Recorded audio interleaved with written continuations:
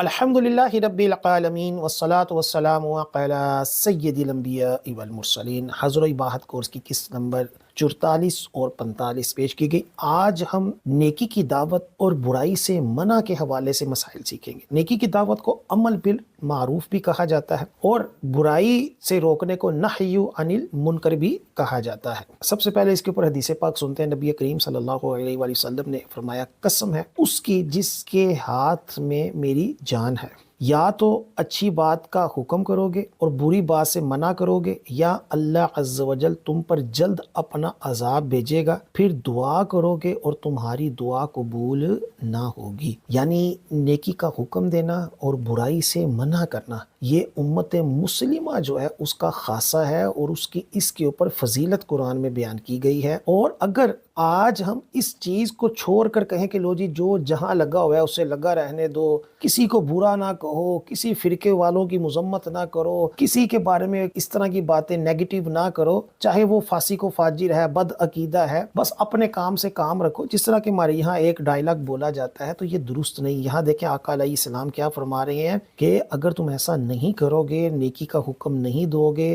بچوں کی تربیت ٹھیک نہیں کرو گے اور ان کو برائی سے منع نہیں کرو گے، نماز روزے اور دیگر عبادات کی طرف ترغیب نہیں دو گے، تو کیا ہوگا؟ تمہارے اوپر عذاب آئے گا۔ اور یہی ہو رہا ہے آج ہمارے اوپر۔ عذاب کی ایک شکل یہ بھی ہے کہ بچے نافرمان ہیں، محلے کے بچے نافرمان ہیں، اور بھی دیگر کئی قباحتیں ہیں، بزرگوں کا کوئی ادب و احترام نہیں۔ پھر آقا علیہ السلام نے آخر میں فرمایا کہ تمہاری دعا بھی قبول نہ ہوگی، کہ جب تم نیکی کا حکم چھوڑ دو گے، برائی سے منع کرنا چھوڑ دو گے، جب بوڑھے لوگ خود جو ہے وہ بچوں کے ذہن خراب کریں گے اور ان کو غلط ملت باتیں بتائیں گے، تو کیا ہوگا؟ اس کا انجام یہ ہوگا کہ پھر نیکوں کی بھی دعا قبول نہیں ہوگی۔ اسی طرح ایک اور حدیث پاک میں فرمایا کہ جس قوم میں گناہ ہوتے ہوں وہ لوگ بدلنے پر قادر ہوں، پھر نہ بدلیں تو قریب ہے کہ اللہ عز و جل سب پر عذاب بھیجے۔ اب یہاں پہلی حدیث کی تھوڑی سی وضاحت ہو گئی کہ یہاں جو فرمایا گیا کہ قدرت بھی ہو، لہٰذا اگر ہمیں قدرت ہے روکنے کی اور ہم نہیں روک رہے تو پھر قابل گرفت ہے۔ بعض دفعہ ایسا ہوتا ہے کہ ہماری قدرت ہی نہیں ہوتی، ہم روکیں گے تو مزید مسائل ہوں گے، تو وہاں ایک الگ صورت ہے۔ لیکن جہاں ہم روک سکتے ہیں، زبان سے روک سکتے ہیں، ہاتھ سے روک سکتے ہیں، تو ہمیں کیا کرنا ہے؟ اس کو روکنا ہے۔ جہاں ہم زبان سے کسی کو نیکی کی دعوت دے سکتے ہیں، کسی کو شریعت کا مسئلہ بیان کر سکتے ہیں، تو ہم کیا کریں گے؟ اس کو طریقے سے بیان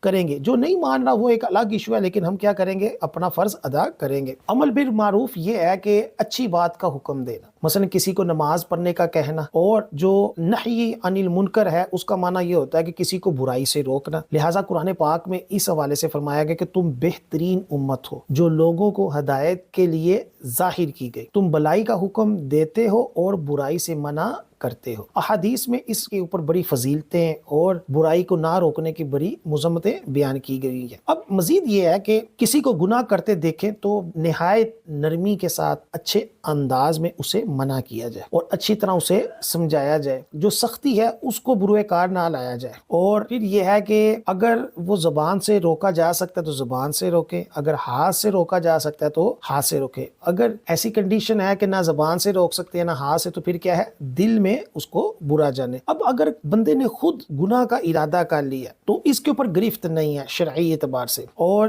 اگر اس نے وہ گناہ نہیں کیا تو اس کے اوپر ثواب بھی ہے کہ اگر اللہ کے خوف سے وہ گناہ کو چھوڑ دیا تو اس کے اوپر کیا ہے؟ وہ فضیلت ہے۔ اب اگر اس کے اوپر پکا ارادہ کر لیا گناہ کے اوپر کہ میں نے یہ کرنا ہے، عزم مصمم جسے کہتے ہیں، کہ کوئی بھی آ جائے میں نے کسی کی نہیں سننی، میں نے یہ کرنا ہی ہے، تو اب اس عزم مصمم کے اوپر مضبوط جو اس نے عزم کیا ہے اس کے اوپر کیا ہے؟ وہ گرفت ہوگی اور یہ گناہ شمار ہوگا۔ اب امر بالمعروف کی کئی صورتیں ہیں، بڑی اہم صورتیں، وہ ترتیب وائز عرض کرتا ہوں۔ اگر گمان غالب یہ ہے کہ ان سے کہے گا اور وہ برائی کرنے والے اس کی بات مان لیں اور برائی سے باز آ جائیں گے، تو اب اس صورت میں نیکی کا حکم دینا کیا ہے؟ یہ واجب ہے۔ اگر چھوڑے گا تو کیا ہوگا؟ گناہ گار ہوگا۔ یعنی ایک بندہ شراب پی رہا ہے یا نشہ کر رہا ہے، اب دوسرے بندے کو پتا ہے کہ میں نے منع کیا تو یہ باز آ جائے گا، تو اب اس کے اوپر کیا ہے؟ یہ منع کرنا واجب ہے۔ اب دوسری صورت ہے کہ گمان غالب ہے کہ وہ کسی طرح جو ہے وہ باز نہیں آئے گا اور آگے سے لڑائی شروع ہو جائے گی، تو اب کیا ہے، اب خاموش ہونا بہتر ہے، بس دل میں برا جانے اور اس کو کچھ نہ کہے۔ تیسری صورت ہے کہ یہ معلوم ہے کہ وہ اسے ماریں گے، لڑائی ہوگی، اگر یہ روکے گا اور یہ صبر نہیں کر پائے گا اور یہ بھی لڑ پڑے گا، تو اس صورت میں خاموش ہونا افضل ہے کہ اب خاموش ہو جائے، اب حکم نہ دے۔ چوتھی صورت یہ ہے کہ جب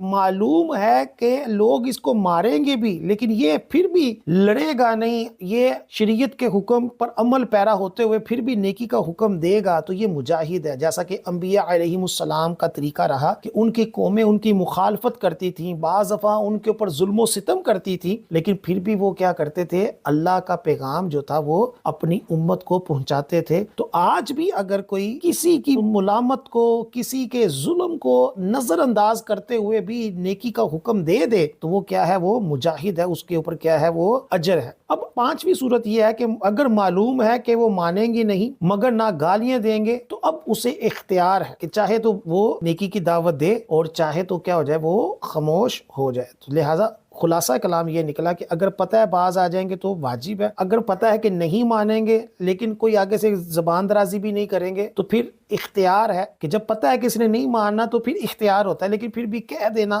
فارمیلٹی چاہے کے طور پر کہہ دے، پھر بھی افضل ہے۔ اور اس کے بعد جو دو صورتیں ہیں وہ خطرناک ہیں کہ اگر آگے سے وہ برا بھلا کہیں گے تو پھر خاموش ہو جائے، اور آگے سے اگر لڑائی کا اندیشہ ہے تو پھر افضل یہی ہے کہ وہ خاموش ہو جائے، اور اگر اندیشہ ہے کہ ان لوگوں کو امر بالمعروف کرے گا تو قتل کر ڈالیں گے اور یہ جانتے ہوئے بھی اس نے ایسا کیا اور لوگوں نے اسے مار ڈالا، تو یہ شہادت کی موت مرے گا۔ جس طرح کہ ہمارے یہاں بعض دفعہ ایسا ہوتا ہے کہ کوئی بندہ کلمہ حق کہتا ہے کہ بس یہی حکم ہے، میں نے اسی کے اوپر قائم رہنا ہے، تو کئی لوگ اس کو مارتے ہیں، اگر وہ مر جائے تو وہ شہید ہے۔ تو ایز پر کنڈیشن جو ہے وہ دیکھا جائے گا۔ ہر صورت میں بعض دفعہ ایسا نہیں ہوتا کہ آپ کوئی بات بتائیں اور اس سے مسئلہ جو ہے وہ مزید خراب ہونے کا اندیشہ ہو تو پھر بھی حکم ہو کہ نہیں بتاؤ، بلکہ اس صورت میں یہی ہوتا ہے کہ بعض دفعہ خاموشی بہتر ہوتی ہے۔ تو بعض دفعہ کسی کو ہم غصہ بھی چڑھا کر اس سے بعض دفعہ کفر بھی نکلوا دیتے ہیں، کہ بعض دفعہ ایسا موقع ہوتا ہے کہ جہاں کوئی ایسی بات نہیں کہنی چاہیے، جیسے کہ بعض دفعہ دو بندے لڑ رہے ہوتے ہیں تو بندہ بار بار آ کر کہتا ہے کہ شریعت کا یہ حکم ہے، شریعت کا حکم یہ ہے، تو وہ بندہ اگلا غصے میں آ کر بعض دفعہ کہہ دیتا ہے کہ جا میں نہیں مانتا شریعت کو، تو یہ اس کا عمل بھی درست نہیں۔ جس نے بار بار اس کو اکسایا تو طریقے کے ساتھ بات کرنی چاہیے، ایسا نہیں کرنا چاہیے کہ بندہ ماننے کی بجائے کیا کر دے، شریعت کے حکم کا انکار کر دے اور معاذ اللہ بعض صورتوں میں کفر میں چلا جائے۔ طریقے کے ساتھ، پیار محبت کے ساتھ نیکی کا حکم دیا جائے، جس طرح کہ انبیاء علیہم السلام ہمارے بزرگان دین کی سیرت سے ثابت ہے، اور اس کی فضائل بھی بہت زیادہ ہیں نیکی کا حکم دینے کے۔ جب کسی کو ہم نے نیکی کا حکم دیا وہ نمازی بن گیا تو جب تک وہ نمازیں پڑھتا رہے گا ہمیں ثواب ملتا رہے گا۔ اسی طرح اگر ہم نے کسی کو برائی سے منع کیا، ہم نے اپنا فرض ادا کر دیا، تو ہو سکتا ہے اللہ تعالی ہماری اس بات کے اوپر بخشش فرما دے۔ اسی طرح ہماری دعاؤں کی قبولیت کے اندر بھی ایک بہت بڑا جو اثر ہے وہ یہی ہے کہ نیکی کا حکم دے اور برائی سے منع کرے۔ تو اللہ تعالی ہمیں نیکی کا حکم دینے اور برائی سے منع کرنے کی توفیق عطا فرمائے۔